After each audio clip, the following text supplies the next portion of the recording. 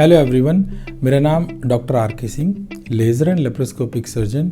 आज हम फाइमोसिस के बारे में चर्चा करेंगे। फाइमोसिस क्या होता है और इससे आपकी ज़िंदगी पर क्या प्रभाव पड़ता है। फाइमोसिस का मतलब है फोरस्किन जो हमारे पेनिस के ऊपर जो फोरस्किन होती है उसको हम प्रीप्यूस बोलते हैं, और उस प्रीप्यूस का टाइट होना जिसकी वजह से वो प्रीप्यूस पीछे की तरफ नहीं जा पाता, इस कंडीशन को हम फाइमोसिस बोलते हैं। फाइमोसिस पार्शियल फाइमोसिस भी हो सकता है और कंप्लीट फाइमोसिस भी हो सकता है। पार्शियल फाइमोसिस में जो फोरस्किन है वो ऊपर तक जाएगी बट पूरा ग्लांस के पीछे तक नहीं जा पाती है, ग्लांस के ही ऊपर रहती है। और कंप्लीट फाइमोसिस में ये फोरस्किन ग्लांस के पीछे तक जाती है, और कभी कभार क्या होता है कि ये फोरस्किन की जो रिंग है वो ग्लांस के पीछे जाके स्टक कर जाती है और चिपक जाती है और एक टाइट रिंग बना लेती है। उस कंडीशन को हम पैराफिमोसिस बोलते हैं। ये एक इमरजेंसी सिचुएशन होती है, इसके लिए आपको हॉस्पिटल में इमरजेंसी विभाग में जाना ही पड़ता है। आपकी लाइफ कैसे अफेक्ट होती है फाइमोसिस से?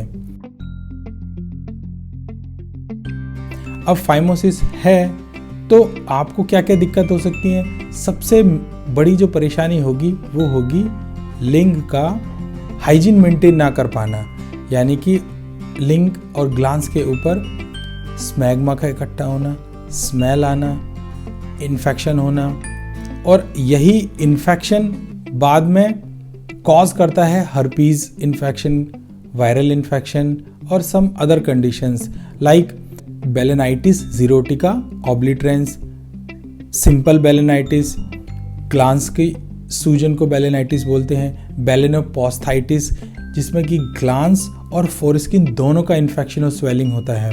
अगर हम बात करें इसके ट्रीटमेंट की तो YouTube पर बहुत सारी चीज़ें दे रखी हैं जिसमें कि आपको मल्लम के लिए बोला गया है। ये स्टीरॉयड और लुब्रिकेंट्स और स्ट्रेचिंग एक्सरसाइज ये पार्शियली इफेक्टिव होती हैं। कंप्लीट पूर्णता कोई इनसे इलाज नहीं होता है। आपको डेफिनेटिव ट्रीटमेंट के लिए सर्जरी करानी ही पड़ेगी। सर्जरी मीन्स सर्कमसीजन मीन्स उस फोरस्किन को काट के निकालना। अब इस फोरस्किन को काटने के बेसिस पे हम 3 तरीके से इसके ट्रीटमेंट को डिवाइड कर सकते हैं।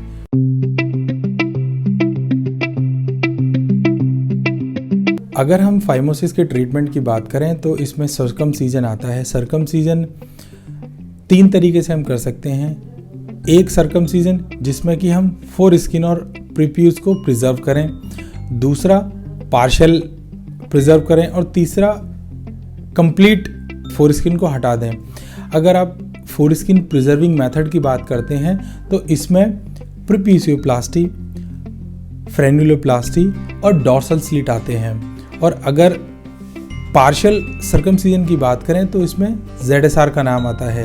ZSR बायोमेडिकल, ZSR एक चाइनीज़ कंपनी थी जिसने कि सबसे पहले स्टेपलर बनाया जिसकी मदद से हम सर्कमसीजन कर सकते हैं। तीसरा फॉर्मल सर्कमसीजन जिसमें कि हम पूरी तरीके से फोरस्किन को हटा सकते हैं। अगर हम बात करें कि इन सब में कौन सा मेथड सबसे अच्छा है तो ZSR is the best technique. ZSR best technique इसलिए है, नंबर 1 क्योंकि ZSR में ज़्यादा कोई पेन नहीं होता, कोई स्टिच, कोई टाँके नहीं आते, आपको कोई ब्लीडिंग नहीं होगी, और पोस्ट ऑपरेटिव फेज़ में हीलिंग बहुत अच्छी होती है, बहुत जल्दी हो जाती है। और लास्ट सबसे मोस्ट इम्पोर्टेंट चीज़, स्कार नहीं बनता और एक प्रॉपर गुलाई और एक प्रॉपर शेप आती है प्रीप्यूस की, जिससे कि स्कार फॉर्मेशन बहुत मिनिमम और होता ही नहीं है। अगर हम ZSR को कंपेयर करें कन्वेंशनल मेथड से, जो कि पुराने तरीके से हम सर्कमसीजन करते आ रहे थे, तो उसमें हम दोनों स्किन को, प्रीप्यूस को हमें काटना पड़ता है ब्लेड से, और उसके दौरान ब्लड निकलता है।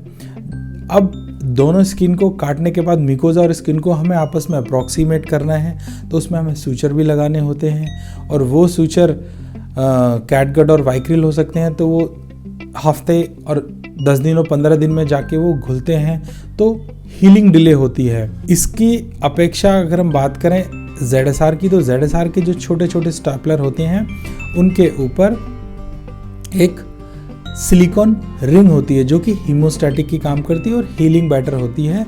और ये स्टेपलर जो पिन होती हैं ये अपने आप शेड ऑफ हो जाती हैं हफ्ते 10 दिन के अंदर। इस वीडियो को देखने के लिए आपका धन्यवाद।